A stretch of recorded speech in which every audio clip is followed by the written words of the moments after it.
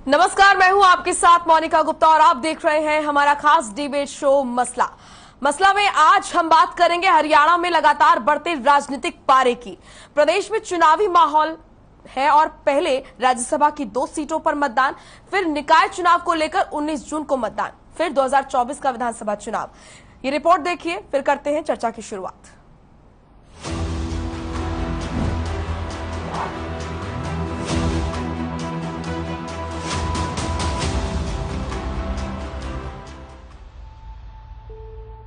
हरियाणा में इन दिनों सियासी पारा एकदम हाई है और उसकी वजह है चुनावी माहौल।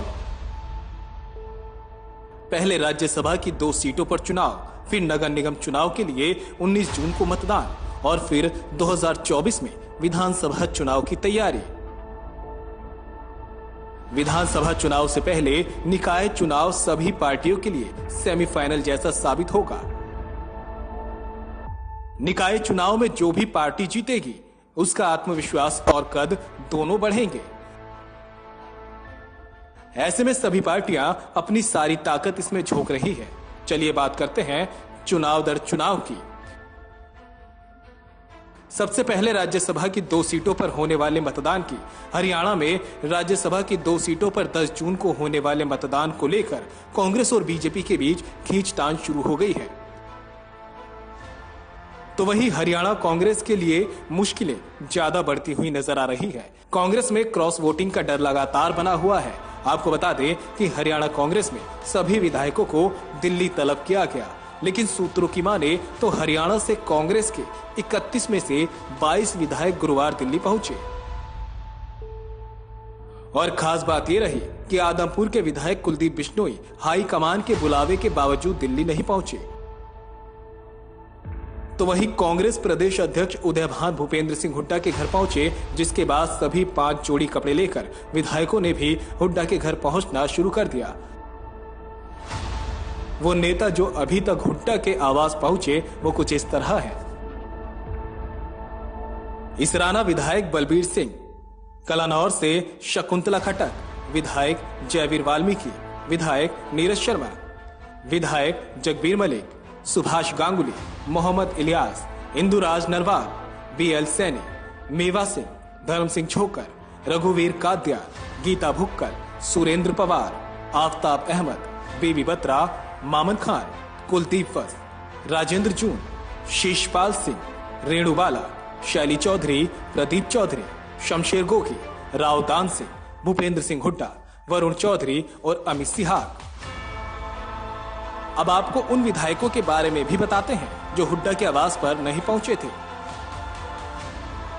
इनमें कुलदीप बिश्नोई, किरण चौधरी, चिरंजीव राव शामिल हैं। निर्दलीय उम्मीदवार के आने से बिगड़ा कांग्रेस का गणित। 10 जून को हरियाणा की 2 राज्यसभा सीटों के लिए वोटिंग होगी। कांग्रेस की ओर से अजय माकन और बीजेपी की तरफ से कृष्णलाल पवार मैदान में है। 2 उम्मीदवारों के नाम सामने आने से कांग्रेस को अपने उम्मीदवार का राज्यसभा जाने का रास्ता बिल्कुल साफ लग रहा था, लेकिन नामांकन के आखिरी दिन पूर्व मंत्री विनोद शर्मा के बेटे कार्तिकेय शर्मा ने भी निर्दलीय प्रत्याशी के तौर पर नामांकन दाखिल किया। हरियाणा के निर्दलीय विधायकों और जेजेपी के सभी 10 विधायकों ने भी कार्तिकेय को समर्थन देने का ऐलान कर दिया। अब बात कर लेते हैं निकाय चुनाव को लेकर। वैसे तो बीजेपी जेजेपी गठबंधन सही चल रहा था, लेकिन अचानक बीजेपी और जेजेपी के बीच सब कुछ ठीक नहीं लग रहा। बीजेपी के प्रदेश अध्यक्ष के ऐलान से इसके संकेत मिल रहे हैं। निकाय चुनाव को लेकर प्रदेश बीजेपी अध्यक्ष ओपी धनखड़ ने ऐलान किया कि बीजेपी निकाय चुनाव गठबंधन में नहीं बल्कि अकेले लड़ेगी। तो वहीं जेजेपी प्रमुख अजय सिंह चौटाला का यह कहना है कि हमने तो गठबंधन का धर्म अच्छे से निभाया, हम तो साथ चुनाव लड़ना चाहते थे, लेकिन बीजेपी नहीं चाहती। यह बयान दिखाता है कि फिलहाल बीजेपी जेजेपी में भी सब कुछ ठीक नहीं चल रहा। वहीं दूसरी तरफ निकाय चुनाव को लेकर कांग्रेस जीत का दम भर रही है।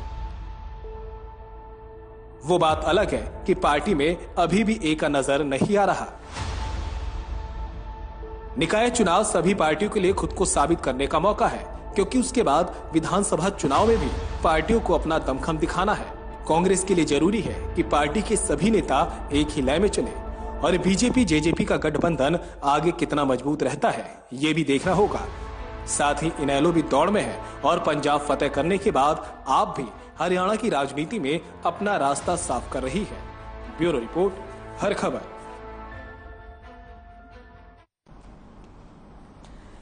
तो वही आपको बता दें कि कांग्रेस के विधायकों को छत्तीसगढ़ शिफ्ट किया गया है। इस पर पूर्व सीएम छत्तीसगढ़ के रमन सिंह का क्या कुछ कहना है, आपको सुनाते हैं।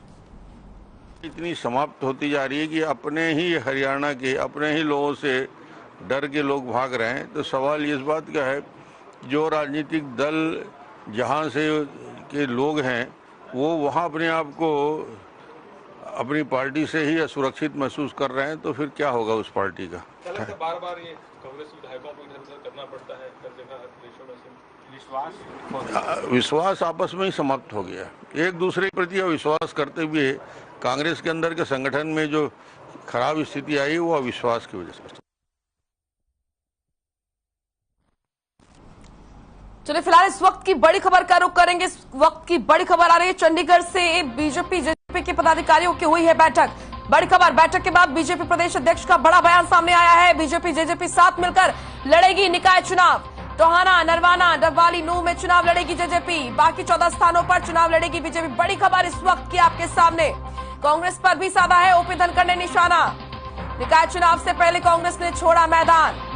बीजेपी जेजेपी साथ मिलकर लड़ेगी निकाय चुनाव। इस वक्त की ये बड़ी और अहम खबर। आपको बता दें कि इससे पहले बीजेपी प्रदेश अध्यक्ष ओपी धनखड़ ने कहा था कि अलग अलग चुनाव लड़ेंगे, और इससे पहले आपको बता दें कि जेजेपी प्रमुख अजय चौटाला ने भी कहा था कि हम तो साथ चुनाव लड़ना चाहते हैं, लेकिन बीजेपी नहीं चाहती है। तो अब ये बड़ा अपडेट इस बीच सामने आया है। आपको बता दें कि ओपी धनखड़ का बड़ा बयान सामने आया, साथ मिलकर लड़ेंगे चुनाव बीजेपी जेजेपी। इस वक्त की बड़ी और अहम खबर आपके सामने। टोहाना, नरवाना, डबवाली, नूह में चुनाव लड़ेगी जेजेपी। बाकी 14 स्थानों पर बीजेपी। बड़ी खबर इस वक्त की आपके सामने। कांग्रेस पर भी साधा है ओपी धनखड़ ने निशाना। कहा निकाय चुनाव से पहले ही कांग्रेस ने छोड़ा मैदान। बीजेपी जेजेपी साथ मिलकर लड़ेगी निकाय चुनाव। इस वक्त की ये बड़ी और अहम जानकारी।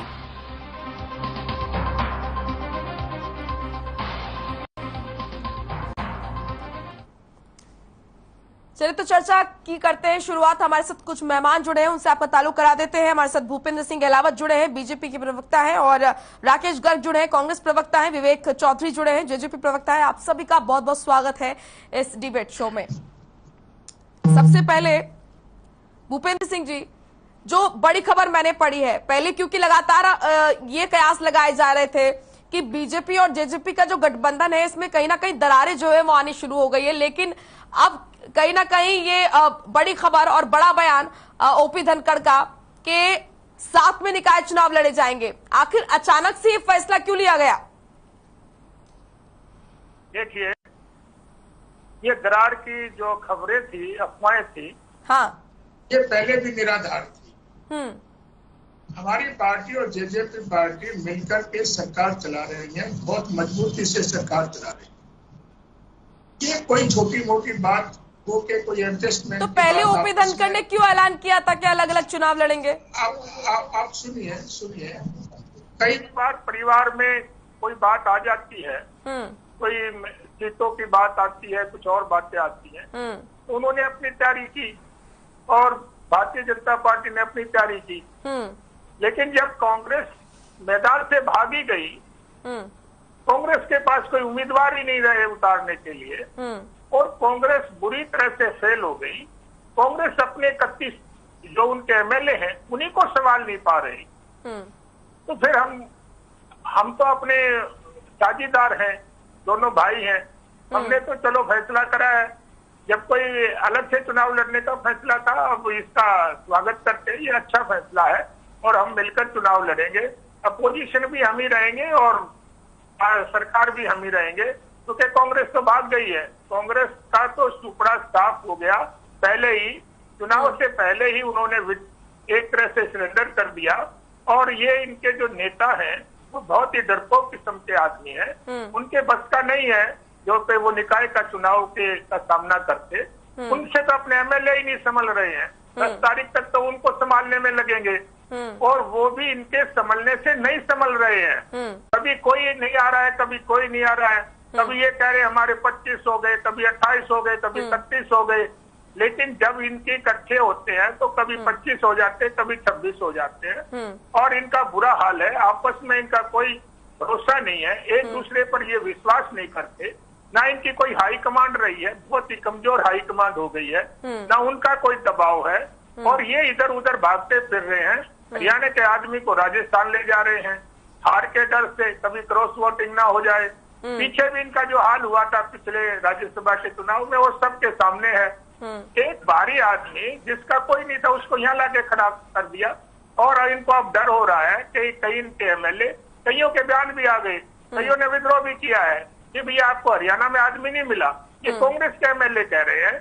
तो इनको तो अपने एमएलए संभालने में ही टाइम नहीं लग रहा। ये चुनाव कहाँ से लड़ेंगे, ना इनके पास उम्मीदवार है ना कुछ है और ये डर के भागे हैं क्योंकि इनके अगर उम्मीदवार खड़े करते तो उनकी जमानतें जब्त होती। अब तो इनको कहने का कुछ रहा ही नहीं, ये कहेंगे हमने तो चुनाव ही नहीं लड़ा। तो एक आध आजाद जीत जाएगा तो फिर ये कहेंगे ये तो हमारा समर्थक था, ये तो कांग्रेस पार्टी का ही मेंबर था, इसने आजाद तौर पर लड़ लिया। हम तो ये कहते हैं कि भैया अभी तो टाइम है।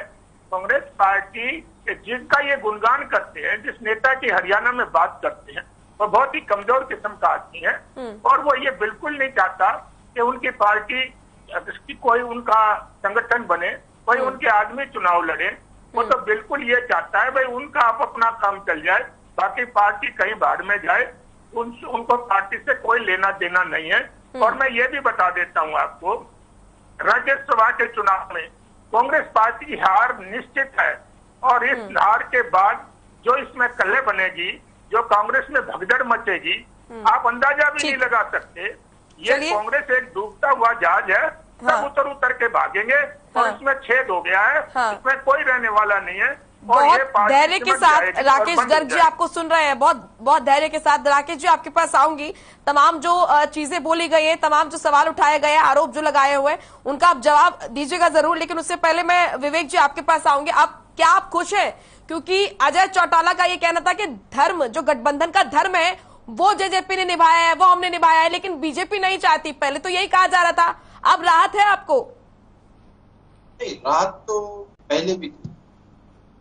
नहीं, अगर पहले राहत होती तो सर ऐसे क्यों कहते हैं अजय चौटाला? नहीं, ऐसी बात जो पहले दिन से पार्टी तैयारी कर रही है, दोनों ही परिस्थितियों के लिए हम तैयार थे। आज गठबंधन का दोबारा से अनाउंसमेंट हुई है तो उसमें भी अच्छा ही है। चिंता करने की अगर किसी को बात है तो कांग्रेस के साथ है। आज किस तरह से कांग्रेस को खुद के विधायक चुनाव के समय पे छुपाने पड़ रही हैं और नजरबंद करने पड़ रहे हैं, वो सबके सामने। ये अपने विधायकों पे भरोसा नहीं कर सकते तो हरियाणा प्रदेश की जनता इनके ऊपर क्या भरोसा करे? आज कहीं ना कहीं देखने की बात यह है, एक राज्यसभा के चुनाव के लिए इनको अपने विधायकों के ऊपर भरोसा नहीं है। उनको एक तरह से अगर हम कहें कि किडनैप करने का इन्होंने काम किया तो कोई गलत बात नहीं है। कभी बीच में एक खबर ये भी आई कि रायपुर आधे विधायक जाएंगे, आधे विधायक उदयपुर जाएंगे, कभी कुछ कहते हैं कभी कुछ कहते हैं। आज देखने की बात यह है कि हम जेजेपी बीजेपी गठबंधन सरकार मजबूती से चला रही है और चुनाव भी मजबूती से लड़ने का काम करें। जो लोग बातें करते थे कि ये मजबूती बीच में कहाँ चली गई थी? देखिए, ये आप तो मानते हैं ना कि अजय चौटाला ने कहा था कि गठबंधन का धर्म जेजेपी तो निभा रही है, लेकिन बीजेपी चाहती है कि वो अकेले चुनाव लड़ेगी। ये कहा था या नहीं कहा था? अचानक ऐसा क्या हो जाता है? फिर मैं उस बात से बिल्कुल नहीं मुकरूंगा। कहा था और आज भी कह रहे हैं कि हमारी तरफ से गठबंधन धर्म निभाया जा रहा है। तो बीजेपी की तरफ से नहीं निभाया जा रहा था क्या? नहीं, दोनों तरफ से ही आज जो अनाउंसमेंट हुई है दोनों तरफ से ही निभाया जा रहा है। उस चीज की तो बात ही नहीं रही। अब बात तो चुनाव के लिए की जाए। चुनाव पे जो लोग अपना सिंबल देने से मुकर गए, जो कहते हैं कि हम, इनका एक फॉर्मूला बहुत अच्छा लगा। मैं दिन में भी एक चैनल पे डिबेट पे था तो इनके कांग्रेस के प्रवक्ता साथी कहते हैं कि जो जीते वो हमारे। ये किसी को सिंबल पे नहीं लगाना चाहते, जो जीता वो इनका अपना। आज इन्होंने अगर ग्राउंड पे कोई मुद्दा उठाया हो, लोकल मुद्दा, इनसे पूछ लीजिए किस मुद्दे के ऊपर चुनाव लड़ेंगे। ये कमाल की बात ये है कि निकाय के चुनाव भी महंगाई, करप्शन और पता नहीं अभी बताएंगे किन किन मुद्दों पे लड़ेंगे, अलग से ही मुद्दे लेके आते हैं। चलिए मैं सवालों के जवाब ले लेती हूँ राकेश जी से। लेकिन फिलहाल तो आपके लिए राहत है विवेक जी। हमारे लिए पहले भी राहत थी, आगे भी राहत है, अभी भी राहत। चलिए ठीक है, हम हर परिस्थिति के लिए तैयार हैं। जेजेपी का कैडर जो है वो हर परिस्थिति के लिए तैयार है। किसी भी तरह का चुनाव हो, चुनाव का हमें कोई टेंशन नहीं होती। हमें तो शौक है और उत्सव की तरह हम चुनाव को लड़ने का काम करते हैं। जिस तरह से किसी उत्सव का चाव होता है, उस तरह हमारे वर्करों को चुनाव लड़ने का चाव। लेकिन सर बयानों पे तो सवाल पूछे जाएंगे ना, क्योंकि वही अजय चौटाला पहले बोलते हैं कि गठबंधन का धर्म जेजेपी निभा रही है, तो इससे तो यही और अब जो है साथ में निकाय चुनाव लड़ेंगे, तो ये कहीं ना कहीं दोगलापन नहीं नजर आता क्या? नहीं, दोगलापन किस तरह कैसे? आज इस टाइम पे बीजेपी की साइड से अनाउंसमेंट हुई, एक चीज आपको समझनी पड़ेगी, गठबंधन के अंदर बड़ी पार्टी बीजेपी, जिस तरह से बीजेपी ने पहले कहा हम अकेले लड़ेंगे, हमने उस बात का भी स्वागत किया। आज इन्होंने कहा कि हम गठबंधन में लड़ेंगे, उसका भी स्वागत है। हम दोनों, और वैसे भी राजनीति में कुछ भी संभव है, राजनीति में कुछ भी संभव है। ठीक है जी राकेश जी, बहुत धैर्य के साथ आपने दोनों नेताओं की बात सुनी, जेजेपी बीजेपी। अब आपकी बारी, बोलिए सर। जी नमस्कार, और आपके चैनल के माध्यम से मैं आपके दर्शकों को भी नमस्कार करता हूँ। जी, राज्यसभा चुनाव को लेकर तो आपकी स्थिति बता रहे हैं तमाम नेता, निकाय चुनाव को लेकर तो पूरे मैदान छोड़कर भाग गई कांग्रेस। एक छोटी सी मैं बीच में आपको रोकना चाहूंगा, आवाज सही से नहीं आ रही जी। राकेश जी की आवाज मुझे नहीं आ रही। ठीक है, आपकी आवाज दिक्कत है जी, आपकी आवाज ठीक कराते हैं आपके। ठीक है, आपकी आवाज ठीक कराते हैं। हमारे बोलिए। जितने धैर्य के साथ हमारे जी बात सुन रहा था, जो बड़ी हार्दिक प्रसन्नता हो रही थी जी। ये प्रवक्ता भाजपा बात नहीं कर रहे, 1.5-2 मिनट के अपने वक्तव्य के अंदर ये 25 से 30 बार कांग्रेस का नाम लेते हैं। हमारे जेजेपी के साथी 15 मिनट 1 मिनट या 1.5 मिनट अपनी बात को रखते हैं, तो 15 से लेके 20 बार कांग्रेस की बात करते हैं। तो दोनों हमारे साथी जितनी शिद्दत से कांग्रेस को याद करते हैं, मैं आपको भरोसा दिला रहा हूं, उतनी शिद्दत से हरियाणा प्रदेश की जनता भी हमें याद कर रही है। अभी निकाय चुनाव है, फिर राज्यसभा चुनाव है, और तत्पश्चात जब विधानसभा के चुनाव आएंगे तो जो शिद्दत नाम में भी आपको नजर आएगा। अब मैं दूसरी बात पर आ जाता हूं। कबीर जी ने बहुत पहले एक दोहा लिखा था, रहीमन धागा प्रेम का मत तोड़ो चटकाए, टूटे से फिर ना जुड़े, जुड़े गांठ पड़ी जाए। आज से 1 सप्ताह पूर्व माननीय ओम प्रकाश धनखड़ जी कहते हैं कि भाजपा अपने अकेले चुनाव चिन्ह, अपने अकेले निकाय चुनाव में जाएगी। अजय चौटाला जी कहते हैं कि हम गठबंधन धर्म निभा रहे थे, भाजपा ने क्यों झाड़ दिया, हमें समझ में नहीं आया। आज इन दोनों प्रवक्ताओं को, भाजपा को और जजपा को, जनता को ये बताना पड़ेगा, 1 सप्ताह पूर्व जब अकेले चुनाव में जाने का निर्णय दिया गया, तो वो ऐसी कौन सी डील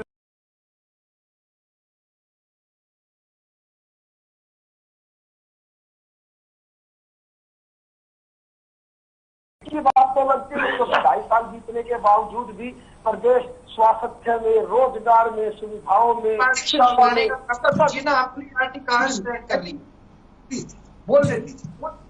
आप बोलेंगे, मैं पूरे धैर्य के साथ। विवेक जी एक बार उनकी बात सुन लेते हैं, फिर आप जवाब दीजिएगा।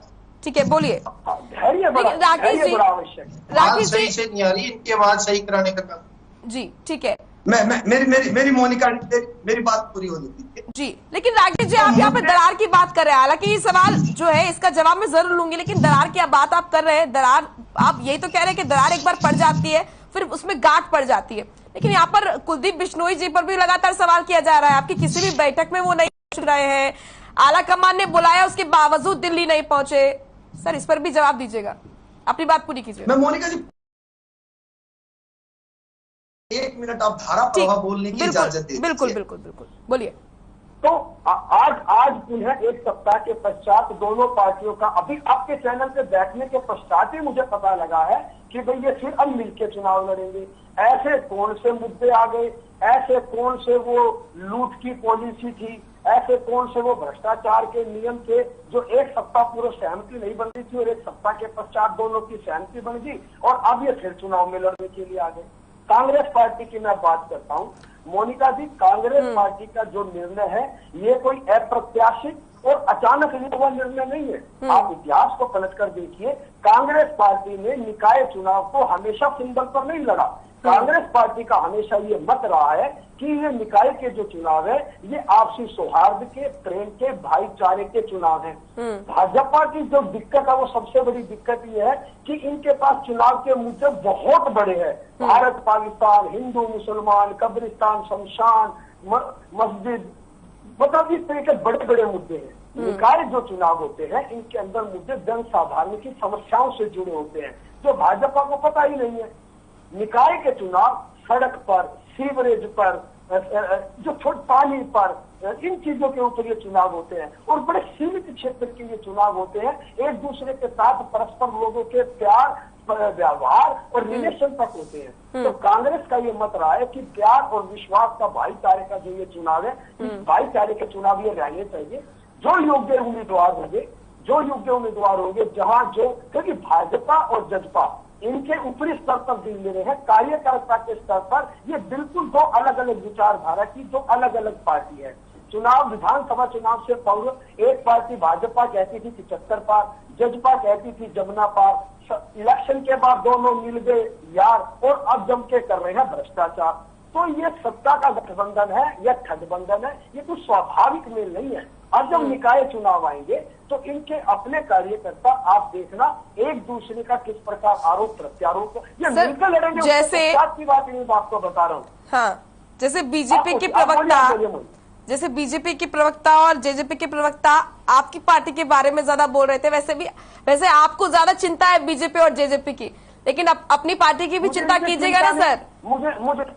अपनी भी पार्टी की चिंता कीजिएगा। क्या हो रहा है ये सब, इतनी उथल पुथल कांग्रेस में क्यों, किस बात के असमंजस है कांग्रेस में राज्यसभा चुनाव को लेकर? अगर हम देखें ये तो जग जाहिर है, छत्तीसगढ़ क्यों शिफ्ट किया गया है तमाम विधायकों को? अपनी ही पार्टी के नेताओं पर विश्वास नहीं है क्या सर?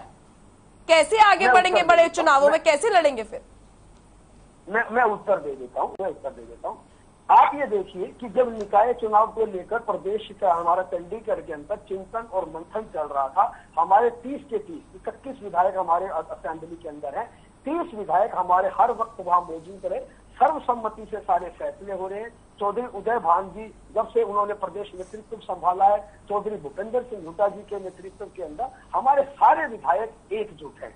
आज अगर हमारे विधायक 31 विधायकों का समर्थन चाहिए सर, अलग कारण 31 विधायकों का समर्थन चाहिए।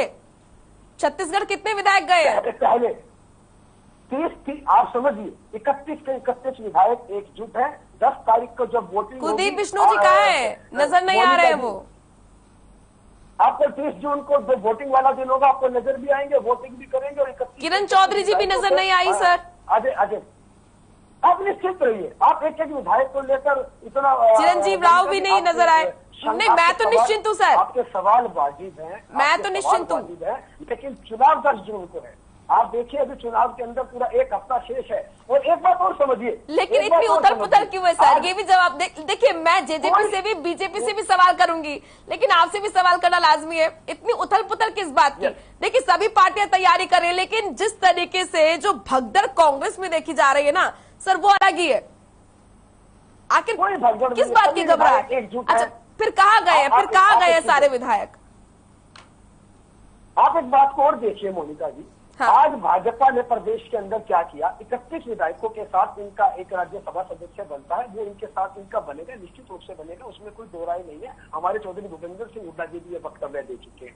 भाजपा ने एक निर्दलीय कैंडिडेट पीछे से, पिक्चर के पीछे से खड़े होकर हरियाणा की जनता के सामने खड़ा कर दिया। अब क्या होगा, ये पूरी तरह से भाजपा शासन के दम पर, पैसे के दम पर, और ये मैं कहूं कि एक तरीके से प्रदेश के अंदर हॉर्स ट्रेडिंग और विधायकों को खरीदने का रास्ता भाजपा ने खोला हुआ है। अच्छा। भाजपा एक प्रकार से इसको विधायकों की मंडी के अंदर जैसे बोली लगती है ना, उस तो प्रकार से इसी बात का डर है सर आपको के नाम पर ये काम करेंगे। डर नहीं है हमें, हमारे राकेश जी आपको इसी बात का डर है, इसीलिए तमाम जो विधायक है उन्हें शिफ्ट कर दिया छत्तीसगढ़।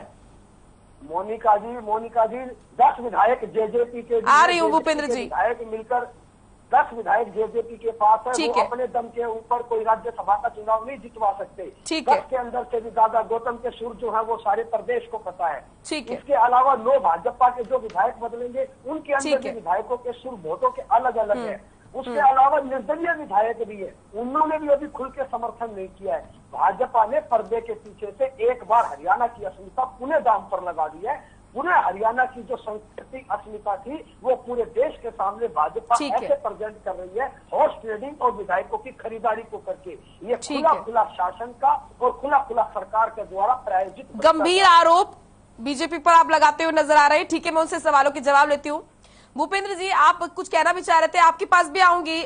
विवेक जी पहले मैं भूपेंद्र जी से पूछना चाहूंगी कौन सी डील हुई है सर? ये सवाल मेरा नहीं है, विवेक जी का, माफ कीजिएगा, राकेश जी का ये सवाल है। उनका कहना है कि ऐसी कौन सी डील हुई कि अचानक ही ये फैसला ले लिया गया कि चुनाव साथ में लड़ेंगे और खरीद फरोख्त के आरोप आपके ऊपर लगाए जा रहे हैं? देखिए, जिसका अपना घर शीशे का होता है उसको दूसरों पे पत्थर नहीं फेंकने चाहिए। हमारी तो दोनों पार्टियां अलग अलग हैं, हमारा गठबंधन है और हम गठबंधन में सरकार चला रहे हैं। इनकी तो अपनी पार्टी में ही मतभेद है। सारी पार्टी के एमएलए, सारे नेता ये चाहते थे कि चुनाव सिंबल पर लड़ा जाए।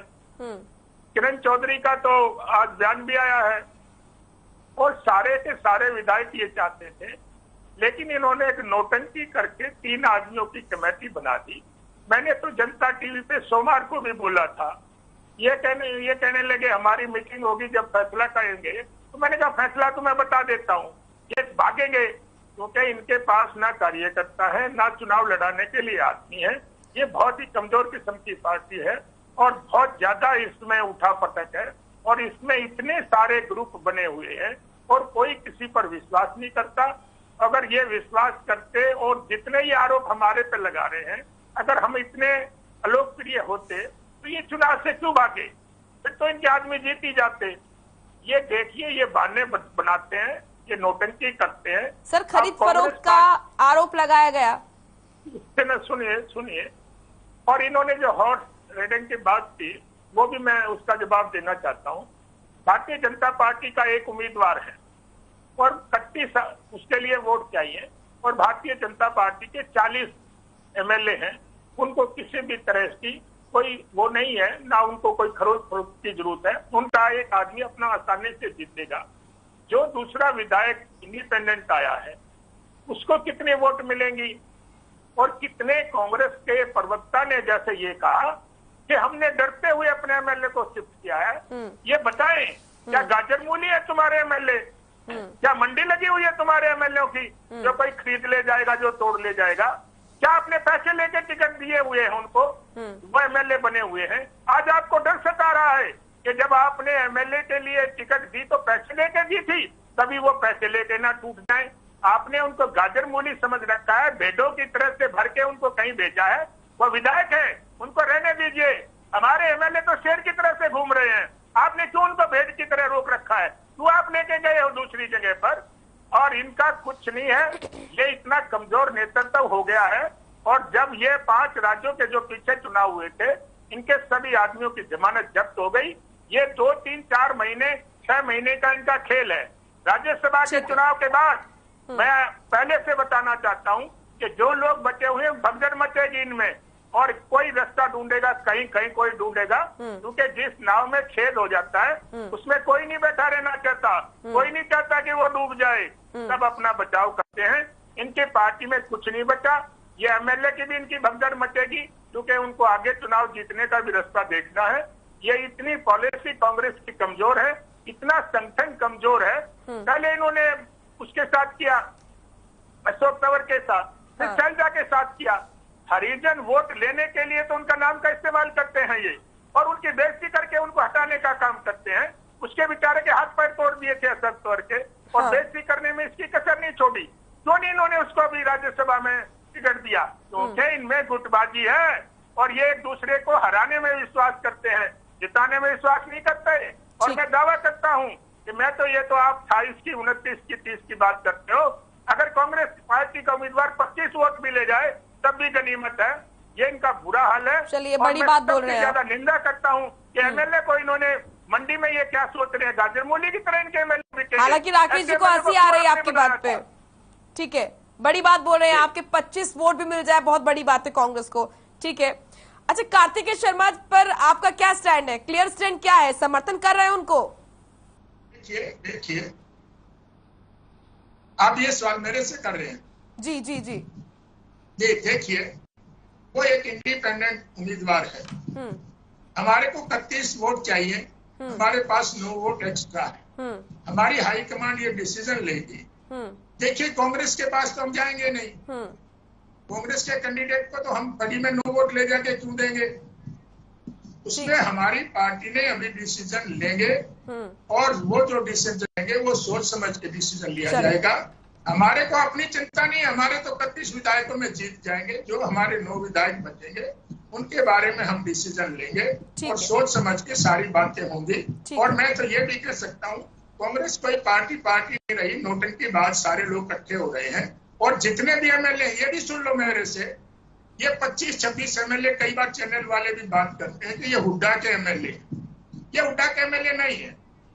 एक भी आदमी में कांग्रेस की संस्कृति का नहीं है। ज्यादातर लोग तो लोक दल से आए हुए हैं। चलिए ठीक है। फिर वो कभी बंसीलाल की पार्टी में चले गए, कभी उन्होंने आजाद लड़ लिया। आ रही हूँ राकेश जी, ठीक है, आ रही हूँ। आजाद चुनाव लड़ लिया। हाँ। तो ये तो उनके है नहीं, मौका परस्त लोग हैं और मौका परस्त लोग कभी कहीं नहीं रुकते। ठीक है, ये विवेक जी भी काफी देर से हुड्डाकार इनका बहम है, वो इनका बहम निकल जाएगा। हाँ। और आगे इनके पास कोई लोग ठहरने वाले नहीं है, मौका परस्त लोग कभी कहीं नहीं ठहरा करते। ठीक है, विवेक जी ठीक है, विवेक जी की बात आपके पास आ रही हूँ मैं। राकेश जी, विवेक जी बहुत देर से आप कुछ बोलना चाह रहे हैं। अच्छा, आपसे भी यही मैं सवाल करूंगी, आप अपनी बात बोलिएगा, लेकिन जो कि कांग्रेस प्रवक्ता का सवाल था राकेश जी का, कि ऐसी कौन सी अचानक डील हो गई कि अचानक से पहले फैसला जो लिया गया था अलग अलग चुनाव लड़ेंगे, डील हुई और ये फैसला लिया गया कि आप एक साथ चुनाव लड़ेंगे?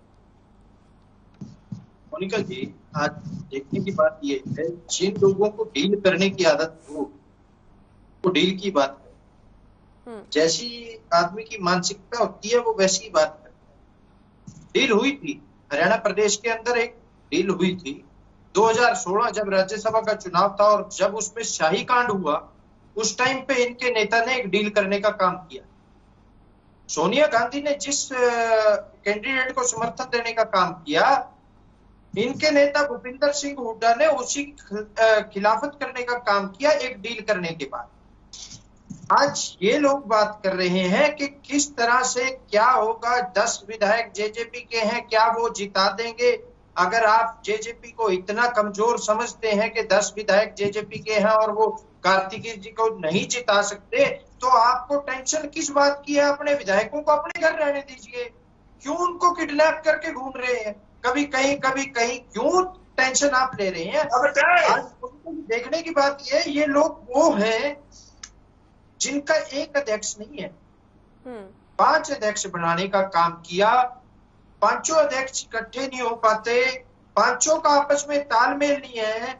सारे विधायक प्रदेश अध्यक्ष की मीटिंग बुलाने पे पहुंचते नहीं, चाहे ये प्रदेश अध्यक्ष है, चाहे पिछले प्रदेश अध्यक्ष थे, चाहे उससे पिछले प्रदेश अध्यक्ष थे।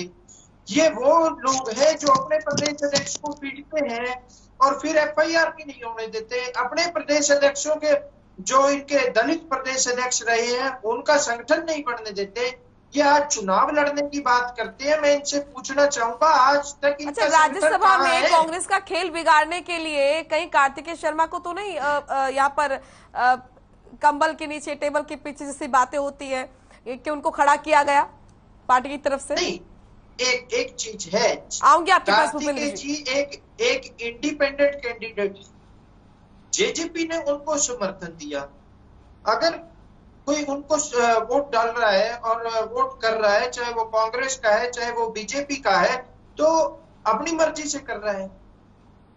कांग्रेस वालों को इतने डरने की क्या जरूरत है? इनको अपने विधायकों के ऊपर विश्वास होना चाहिए। इनको विश्वास होना चाहिए किरण चौधरी जी पे, इनको विश्वास होना चाहिए कुलदीप बिश्नोई जी पे। आज सभी विधायकों के ऊपर इनको विश्वास होना चाहिए। ये क्यों ऐसी लेके घूमने का काम कर रहे हैं? ठीक है। खरीद फरोख्त की इन्होंने बात की, खरीद फरोख्त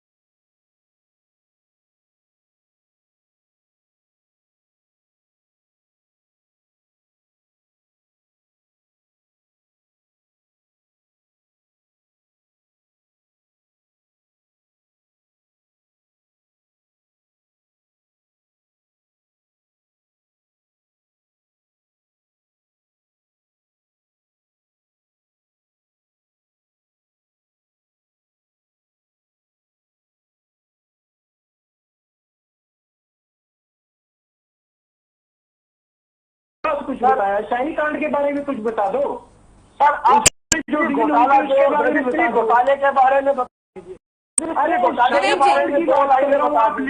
विवेक जी आप सवाल कीजिएगा, लेकिन ठीक है की बात हो रही है।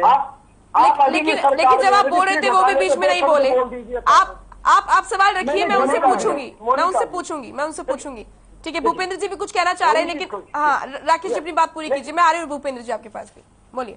देखिए बहस का और हम पढ़े लिखे हैं और अपनी अपनी पार्टी का प्रतिनिधित्व कर रहे हैं, तो धैर्य इम्पोर्टेंट चीज है। धैर्य से सुनना, मुझे धैर्य से अगर आप कोई सवाल भूल कोई वो नहीं कर रहा, मैंने सवाल याद कराया कि उसके बारे में मैंने सवाल किया था, आप उसका भी जवाब दीजिए। आपने बड़े अच्छे तरीके से सारी बातों का जवाब दिया, आप उस बात का भी जवाब दीजिए ना जो मैंने पूछा। आपने डील का जिक्र किया, मैंने बता दिया, आप उसका जवाब दीजिए। क्यों आ रहे हैं? तो आप अपने समय का इंतजार कीजिए माननीय प्रवक्ता जी, जब आपको एंकर के द्वारा अरे जवाब तो मांगूंगा प्रवक्ता जी, आप नए नए प्रवक्ता हैं इसलिए हाथ जोड़ के आपसे जवाब मांग रहा हूँ।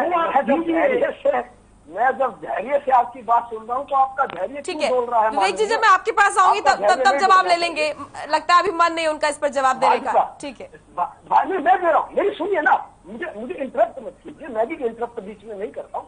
अब मैं भाजपा जी के हमारे प्रवक्ता जी, मैं इनके पास आ जाता हूँ। आप 2019 के विधान चुनाव याद कीजिए कि इनकी वो स्थिति थी, कहीं की ईंट कहीं का रोड़ा, भानुमती का कुनबा जोड़ा। 90 विधानसभा क्षेत्र के अंदर भाजपाई पृष्ठभूमि के कैंडिडेट नहीं थे इन लोगों के पास, आयातित उम्मीदवार थे, आयातित उम्मीदवार। वो हमारी ही पार्टी के, कांग्रेस के, सब तोड़ के जो ये बात कहते हैं ना खरीद फरोख्त की, हमारी पार्टी के सत्ता के साथ साझेदार बने। बोलने दीजिए, आज भी ऐसे बहुत से विधायक है जिनकी पृष्ठभूमि में कांग्रेस है, तो आयातित उम्मीदवारों के नाम के ऊपर ये 40 आए। दूसरी बार जब आए 40 आए, और उसके अंदर भी मैं आपको एक बात और स्पष्ट कर दूं, जो ये कहते हैं ना सुशासन का दावा, इनके सारे कद्दावर मंत्री, सारे बड़े बड़े मंत्री, एक अनिल विज जी को छोड़कर सारे के सारे धराशायी हो गए थे, सारे के सारे चुनाव हार गए थे। उसके पश्चात इन्होंने जजपा से गठबंधन कर लिया। अब गठबंधन के पश्चात जो पहले इलाहाबाद चुनाव के अंदर जजपा को साइडलाइन किया, बड़ौदा उपचुनाव के अंदर, फिर इलाहाबाद उपचुनाव के अंदर भाजपा जिसके साथ गठबंधन करती है उस पार्टी को खाने का प्रयास करती है। एक बात तो ये, और दूसरी बात, मैं जो भाजपा के हमारे प्रवक्ता हैं, ये राज्यसभा का चुनाव 10 जून को डिसाइड हो जाएगा सर, निश्चिंत रहिए। मुझे तो आपकी बात सुनकर कई बार ऐसा भी आभास हो रहा था कि कांग्रेस का प्रवक्ता मैं हूं या आप कांग्रेस के प्रवक्ता की तरह से बैठे, इतना अच्छा विश्लेषण कर रहे हो। थोड़ी सी नकारात्मकता तो है लेकिन विश्लेषण आप ठीक कर देते हो, लेकिन इसलिए मैं सकारात्मकता ला देता हूँ आपकी बातों के अंदर। 30 जून के अंदर अभी एक हफ्ता शेष है, आप निश्चित रहिए, खातिर जमा रखिए। 31 के 31 विधायकों के समर्थन के साथ अजय माकन जी राज्यसभा के अंदर जाएंगे। ये श्योरिटी विधायकों को छत्तीसगढ़ भेजने के बाद आई क्या सर? देखिए, ये अब हम क्या कर रहे हैं ना, ये मोनिका जी एक अलग विषय। ठीक है, निष्कर्ष जो होगा वो देखने लायक होगा। आप कह रहे हैं निष्कर्ष देखिए बस। मुझे एक बात आ रही विवेक जी आपके पास भी आऊंगी। ठीक है, बोलिए राकेश जी, बोलिए। मुझे बोलने का अवसर दीजिए। इस प्रदेश के जो मुद्दे थे, जब चौधरी भूपेंद्र सिंह हुड्डा जी 2 टर्म मुख्यमंत्री रहे, ये प्रदेश प्रति व्यक्ति निवेश में नंबर 1 था, बेरोजगारी भी बहुत कम थी और अपराध के ऊपर भी काफी अंकुश लगा गया था। आज मैं आंकड़ों के साथ बात करूं, आंकड़े ये कहते हैं कि आज प्रदेश प्रति व्यक्ति निवेश, प्रति व्यक्ति आय को तो भूल जाइए, बेरोजगारी के अंदर नंबर 1 प्रदेश हो चुका है। महंगाई तो पूरे देश का ये पल्ला झाड़ सकते हैं, लेकिन भुखमरी के अंदर भी ये प्रदेश बहुत आगे जा चुका है, अपराध के अंदर ये प्रदेश बहुत आगे जा चुका है। कोई शिक्षा संस्थान नया नहीं बना है पिछले 8 साल के अंदर, कोई नया विश्वविद्यालय नहीं बना है, कोई यूनिवर्सिटी नहीं बनी, कोई मेडिकल कॉलेज नया नहीं बना, कोई बिजली का कारखाना नहीं लगाया गया। इस प्रदेश को दोनों ने मिलकर सिर्फ और सिर्फ लूटने का कार्य किया, सिर्फ भाषण देने का कार्य किया। इन लोगों को सिर्फ एक बात समझ में आती है, हमारा भाषण ही हमारा शासन है। और अंतिम पंक्ति में मोनिका जी और बोल देता हूँ, जो विरोधाभास और फूट की बात है, राव इंद्रजीत जी इन्हीं के नेता है, वीरेंद्र खा डूमर खा जी भी इन्हीं के नेता हैं, हमारे रोहतक के सांसद अरविंद शर्मा जी है वो भी इन्हीं के नेता हैं। जो इनके जो सुर हैं, उस सुर को भाजपा किस श्रेणी के अंदर रखती है, काफी छोड़ने की पोजीशन में, काफी छोड़ चुके हैं। अपना घर संभालिए, हमारे घर की चिंता मत कीजिए। आप दोनों का जो ठग बंधन था ये अब अंत की तरफ आ चुका है और निकाय चुनाव आते आते, लेकिन साथ तो लड़ रहे हैं सर चुनाव, वो बात अलग है, बाद में अनाउंसमेंट किया गया। ठीक है, ठीक है राकेश जी। हाँ विवेक जी बोलिए। अंतिम बात जल्दी से, क्योंकि समय का अभाव है। आ रही हूँ भूपेंद्र जी और विवेक जी आपके पास भी। ठीक है, जल्दी से राकेश जी पूरी कीजिए अपनी बात। अंतिम वाक्य है मेरा, ये जो विश्वास की खाई भाजपा के अपने अंदर है, अब धनबंधन के साथ भी है। ये दाल अब गलने वाली नहीं है, क्योंकि ये नीतिगत मुद्दा, ये नीतिगत गठबंधन नहीं है। आशा करती हूँ सर आपकी दाल भी गले और भ्रष्टाचार का। ठीक है, हमारे विवेक जी जल्द विधानसभा चुनाव को चुनाव के पश्चात ये दोनों पार्टियां अलग अलग हो जाएंगी। ठीक है विवेक जी जल्दी से, फिर भूपेंद्र जी के पास भी जाना है। मोनिका जी, ये रटा रटाया भाषण देने के लिए और यहाँ भाषण सुनने के लिए हम नहीं बैठे। मेरे मित्र ने बारी बारी बहुत घोटालों का जिक्र किया और बहुत सा बातें की। जो मैंने मेन सवाल पूछा था, जो शाही कांड की बात की, उसका जवाब बारी बारी पूछने पे भी इन्होंने नहीं जल्दी दिया। से जवाब। नए प्रवक्ता है, नए प्रवक्ता है, जल्दी से जवाब दीजिए शाही कांड पर। है मैं ऐसा है जो अतीत के अंदर घट चुका और जिसके परिणाम सार्वजनिक हो चुके, उसके सही बात है। आधा घंटा इसके पास समय कोई जवाब नहीं है। अभी आप शासन में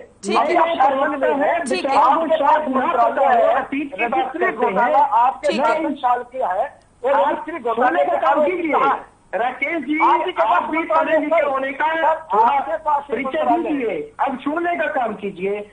उन्होंने मोनिका जी कोशिश की कहने की, पर मैं शायद ये इनको नहीं पता कि कहावत तो सही से कह लीजिए करे जनाब।